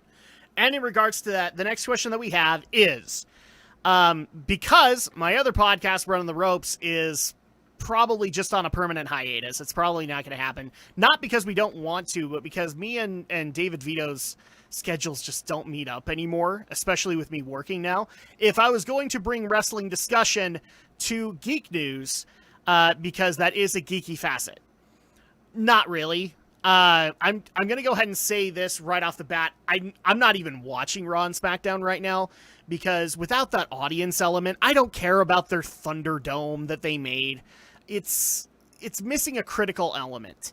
And so at that point, it's not entertaining to me. So I'm not even watching the product right now. And on top of that, if I bring up enough wrestling, it's going to be like Warcraft with Romney and Alex, where they're just going to be like, okay, enough already. Stop. Well, I mean, we have the running joke that when Adam starts talking about Blizzard, we pull out the chess set. Yeah, pretty much. And it does happen. I would not be surprised if the main reason that you guys are not seeing their cameras right now is because they're playing online chess right now. So it's what happens. So no, that's not going to happen. This one's going to be related to all of us. Given how 2021 has started, is this going to be the year that the no politics rule is immediately removed from Geek News? Can I get a hell no? Yeah, no. I mean, if people have seen how heated we all get on Twitter, you would know that that's probably not a good idea. Well, and here's go ahead, Alex. Sorry. Yeah, we're gonna still keep the spheres of discussion separate. Politics in one corner, but the podcast will always, I think, want to remain more pop culture oriented. Yes. I know sometimes, but it's sort of like we've always had this policy too. It's like sometimes the world of politics does encroach on pop culture, and that's the times when we do kind of skirt the rule a little bit. Yeah, I skirt the rule like in terms of like business politics. We'll talk about that because it is relevant to an industry that we're interested in. Or if like say Alexandria Ocasio-Cortez makes a reference about gamers being trash or whatever, then we might bring it up just because it is once again an oxymoron happening. But here's the thing. As much as I'm very happy that Romney and Alex are with me on this, because I would absolutely be fucking selfish on this one. The way I built this podcast does not allow for that. I literally built it to be something that people can look forward to at the end of the day, rather than the current events that you will be listening to at the beginning of your day. And so I have no intention of changing that ever. Even if Romney and Alex were 100% opposite where they are right now, I'd still fight tooth and nail to not have it. And it's not because we get heated on Twitter or anything like that. I welcome that stuff, actually, because again, we're not having discussions that aren't ultimately unproductive. We actually do have productive conversations that people can glean something off of. I just don't want it here. I'd much rather just have this be a passionate place where we can get together and say, like, we love this particular franchise and here's why. And so, yeah, I'd fight tooth and nail to ever bring politics into it, because I have no intention of doing political radio.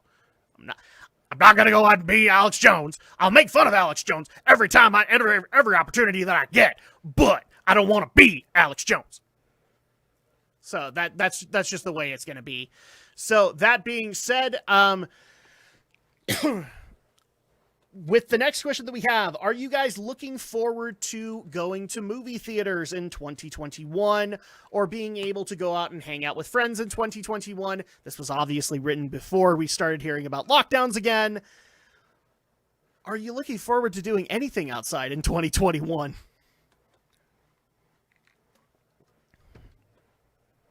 I'm more looking forward to getting my kids outside in 2021 than anything else.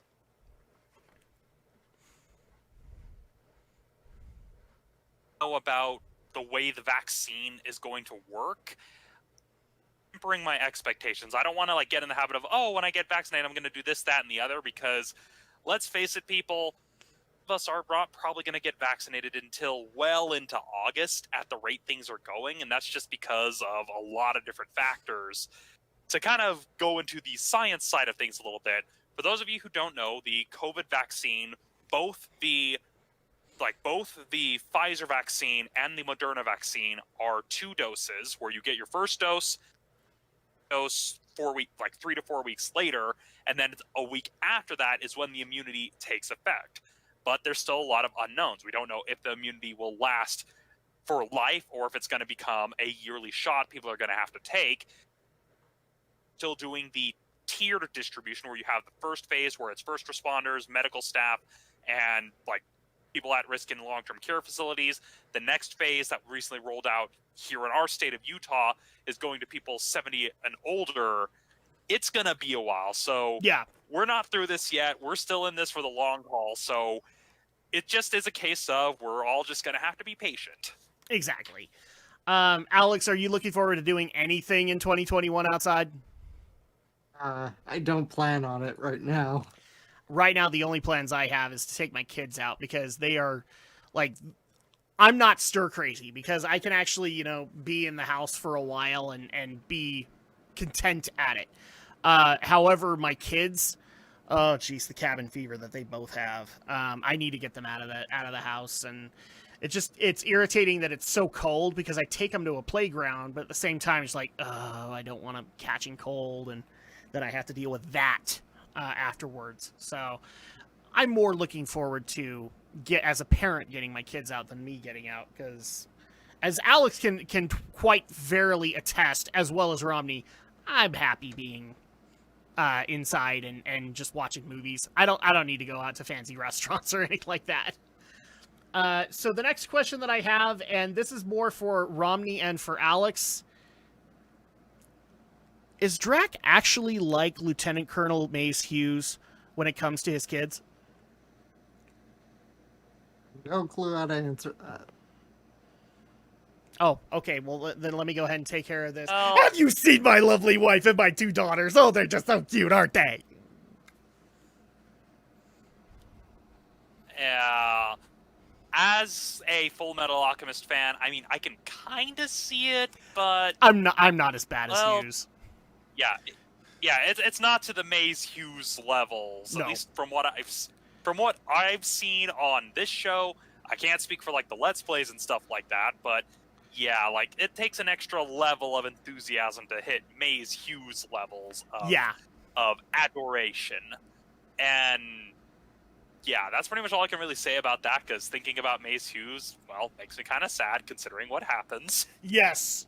Unfortunately, Andrea has now discovered what happens to poor Mace Hughes, and that was not a good night for her. Yeah. Because she was getting to like him, too. She's like, oh, I like when he comes out. He's awesome. And, yeah.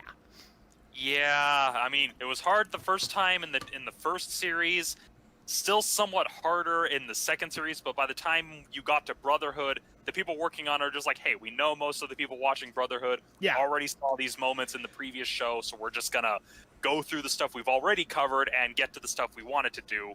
Which, it's still fascinating that they literally had to beg Arakawa to let them do Brotherhood, because Arakawa was just like, oh, I like the fact that you went off in your own direction. Just like, we really want to adapt the rest of the manga, because you had a better idea of what you were doing. I like what you guys did. Yeah, it was literally like, oh, but I liked what you guys did. It's like, yeah, but you did it better. Please let us tell the better version of the story. Right. And I'm glad he ultimately gave permission, because Brotherhood, in my opinion, is better. I love I love 03, and I also am a bit of a fan of Conqueror of Shambhala, but I also like Brotherhood and what it was able to do. Strangely enough, I've never seen the Star of Milos, but I'll probably have to fix that. So yeah, I think that's because the release for that one was a bit wonky, because there was like a game that was supposed to tie into it, but that never came out in the US, and then I think that was around the time that Funimation lost the rights and they went back to Aniplex, and so there was like a lot of this legal tangoing going on. What's funny is you still can't get Star of Milos on the Funimation app, but it's still on Netflix. I don't know why, but it is. It's because since Full Metal Alchemist, Aniplex has the license now, and even though Sony owns both, technically Sony is the parent company, Funimation still doesn't have the license, and so it's kind of one of those where it's one of those weird carryovers from when Aniplex and Funimation were considered separate. So the reason that you can still see it on Netflix is because Netflix has that agreement with Aniplex USA, but not necessarily Funimation. Okay. So here's the next question that is for all of us. I think we've technically answered this, but you know what? We're going to bring it up because the wording here is very, very impressionable. Have you ever had a moment on the podcast where you said something and immediately regretted saying it for the reaction that you got? So have you ever had a moment where you basically just blurted something out and regretted saying it the second you did? Do I need to repeat myself? Like, it happens technically on a podcast by podcast basis, where I will say something stupid because I'm trying to look for the right word, or I'm trying to not murder names or things like that. But I mean, and then Michael Bay goes and blows me. Happened, and I've never been able to ever truly walk that off. Yeah, but to be fair, that moment was more of a slow burn where you had said it, but it just it kind of just had that ripple where it just slowly I don't have that instant moment where it's just like, oh, I can't take that back. Usually it happens when you guys bring it up, and then I'm like, ah. Yeah. Because the way that I kind of do on these podcasts, like, I'm constantly going, so at that point, if something bad comes out, then it's just like, oh, well, it's out. I got to keep going. Yeah, as the saying goes, it's easier to let the cat out of the bag than to get it back in. Yeah. I know that Alex has had one. I'm pretty sure we could find it. Sure, I've had many. I just can't think of any examples off the top of my head right now. I know I'm certain I've had many though. I see the one I want to bring up to you is when you were skeptical about Tomino criticizing your name director Shinkai, and the fact that he said that they don't all they do is reach for each other's hands. They never reach for the other's crotch. And you were just like, no, he didn't say that. That absolutely did. And then all of a sudden, yeah, he did. And yeah, that was fun. Because I know you very well, and I figured you were just kind of being colorful with the paraphrasing there. Yeah, but I was really surprised when it was true. Yes, and it was, and that's what made it all the better. Yeah. For me, like, the moment that I kind of still feel really, really dumb for saying was trying to correct Aldo on the pronunciation of Hideaki Anno's name. Aldo, the Evangelion fan. Like, it. I mean, we caught it pretty quickly, but still, that was just one of those moments. I was like, yeah, that was a very dumb thing I did. Wasn't it both Alex and Aldo at the same time? Because they were both saying it the same way. Yeah, that was basically definitely me going full derp. That's still a good moment, though. Because I think what ultimately happened there was I was also saying it wrong because I was hearing Aldo and Alex say it that way, and we're just like, oh, yeah, no, it actually is said this way. And Aldo had just that classic look of, well, don't I just feel like a fool? So that's another really great moment that we've been able to have with the podcast. And look, here's the thing, it's not necessarily a bad thing for moments like that to happen. In fact, they fuel entire episodes. So at that point, it's not necessarily an embarrassing thing. I mean, unless you say something absolutely, despicable. But we haven't really had those moments. Yeah, So, it's like none of us has had like a JonTron moment, so yeah, I think we're good. I mean, at some point, Drac could go heel at any given moment on the podcast, but, well, that wouldn't make sense, so why? Why would I do that? As far as the next question that we have is, what is the future of Geek News Game Night? Wow. That's been worked on this whole year. So Geek News Game Night is going to be coming back at some point. I was hoping to be able to do it during the lockdown and just get us together playing Among Us or Fall Guys or something like that. Because that tended to be what a lot of people more wanted compared to what we were playing.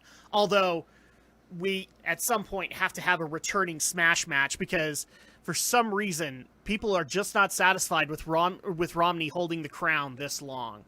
So, even though he'll probably hold the crown the next session because he's the one that's consistently been on Smash.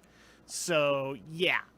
But it's gonna come back. I know that one thing in particular people wanted us to do was, when we did Night Trap, there was a game that came out, I want to say in 2019, where it was about a streamer girl, and it was basically kind of like a Night Trap-esque game, and they wanted us to do that, but we never had the opportunity to be able to do it, and I can't remember the name off the top of my head, but I think it came out like fall 2019, so maybe that, I don't know. We'll figure that out as we go along. It's just been really difficult to try and schedule that stuff, especially with all of our lives changing as much as they have in the last 1 to 2 years. Because people don't remember. Romney got his job roughly, I want to say it was early 2019. Yeah, more or less. It was technically like late 2019 was kind of, yeah, I think it was like late 2019. That makes sense. Yeah. Yeah, it was late 2019 when I got that job, and then, well, 2020 happened, which naturally changed a lot of things and a lot of plans that we all had, and so it's kind of one of those, it was just one of those things that evolved and happened just and out of nowhere. One thing that didn't help that either was that literally months later, I got a job. And so at that point, now we have a lot of things kind of taking up our time to be able to properly do these. And it's not because we don't want to do it. It's because we've got to prioritize. And that's why I've been working so hard to make sure that we have those days to be able to record podcasts like this. I'm actually kind of happy that we're going to be able to return to Friday nights because at that point, like, people look forward to that. In fact, I got a lot of people when we swapped over to Sunday, they were like, but I looked forward to the podcast right after work and now I don't have that anymore. And so, yeah, we can give that back to you because, well, Sunday afternoon doesn't work anymore. So at that point, I'm excited, but we will try and get these get-togethers going. I mean, for crying out loud, we still need to schedule a time for Romney to come over so we can do the Silent Hill endings, because we have them. We finally have them all, and we just need to record our reaction to them. Yeah, it's just, again, tricky when, we still got the global pandemic and all. Yeah. The final question that we have, and Alex is going to be mad that we have this asked, is, will there be more fighting game coverage from Romney and Drac? Yes, but we will try to make it as concise as we possibly can in the meantime, because really there isn't a whole lot to talk about right now, but when we come back, there's going to be some King of Fighters news. There's going to be Dragon Ball Fighters news that we technically haven't taken care of yet. We'll find a way, and we'll also make sure that Alex has something to read while we do that. Hey. That the quiet is Alex seething, just like, ugh. No, that's not the case. But we're actually running out of time here, so I think that'll be the last question that we answer. Once again, thank you guys so much for your continued support in 2020. We really do appreciate all that you guys have done for the podcast, much less those who are brand spanking new to it. We welcome you guys. It's been an amazing year. And if people want to be able to reach out to us to see our content, see the things that we cover, Alex the Shadow Blazer, how do they do that for you? Well, Shadow Blizzard 3000, that is my YouTube channel, and I do anime content on it. And yes, I did do the 12 Days of Anime for 2020, and had a lot of fun doing that, so check those out if you haven't done that already. All right. And Stephen Romney of Studio Ghost Utah, how do people get a hold of you? Well, you can find me under my handle, Studio Ghost Utah. That is my handle on YouTube, Facebook, and SoundCloud. I try to upload to all three when I, actually have something to upload, but because of how hectic my work schedule has been, it's been hard to find the time to really work on anything. But when I do have something to upload, those are the three places they will go. And if you want to see another side of me that's either focused on cats, occasional doodles, but primarily my book reviews, because that's been the only real consistent thing I've been able to do, you can follow me on Instagram at RomneyDoesArt. And if you want to see the debates that we mentioned earlier in the show, as well as get a side of where I stand on certain issues, or if you want to send me things and you want my specific opinion on certain topics, you can follow me on Twitter at RomneyReviews. And given that we just talked about a lot of stuff and I've already given a bunch of recommendations, I don't really have a special recommendation for today's episode because I've already given people like 3 of them. So Exactly. So at that point, there's not really necessarily a recommendation that needs to happen here. So if you guys want to be able to follow my content, you are on my channel already, so you guys can check out the live streams that I do, the Let's Play content, and I also have a lot of returning things that are going to be coming back in 2021. In particular, Drac Vlogs is going to be coming back, where I take on specific topics and be able to give my thoughts on, say, who my favorite, like the topics can be as silly as who is my favorite character in My Hero Academia kind of thing. That's literally what I'm kind of aiming for. And I also will take on some bigger subjects like, say, my unpopular opinions about games, anime, things like that. So you guys can look forward to that. But you can also, if you have questions for me, follow me on Twitter at Drac2326. Although, with Twitter being the way that it is, and I don't know how often I'm going to be able to get back to you, I'm kind of avoiding social media right now. It's driving me a tad crazy. Like, if I'm not getting advertised to death, I'm getting pelted to death with one opinion or another. So you can do that there, or you can check me out on Instagram at Drac2326, where geeky pictures that I find throughout the day, pictures of my kids, pictures of my family, all that fun stuff might happen there, and all the silliness that comes out of that. But the first thing that we ask you to do is support the podcast. And the way that we ask you to do that is through the RSS feed, which is geekynro.libsyn.com, where everything is hosted. If we do Geek News Movie Night, it's there. If we do roundtable discussions, it's there. If we do Why We Geek, it's there. All of that is there for you guys to be able to enjoy. I know for a fact that a lot of our downloads in the last week have been the G Gundam podcast that me and my wife did. So thank you for that, because we're actually getting ready to start up Full Metal Alchemist Brotherhood and giving you the vlogs for that as well. Or not the vlogs, but the podcasts for that as well. So continue to support that. We really appreciate it. You can also join us live on YouTube, Twitch, DLive, Facebook, all of that stuff. Under the exact same headline, Drac2326. Just look at Facebook, DLive, all of that stuff, and it's usually under those taglines. So you guys can enjoy that, as well as Geeky NRO for Twitter and for Facebook. You guys can join us there as well, where we will cover up-to-the-minute information on when we're going live, the stuff we're going to be talking about, etc. We also are going to be trying to get you guys into the discussion as well this year. I know I keep saying that. It's going to happen, damn it! Because that's what I want to be able to do. So Geeky NRO on Facebook and Twitter. And also, if you want to submit stories or submit feedback for the podcast, you can do so at geekyweek@gmail.com.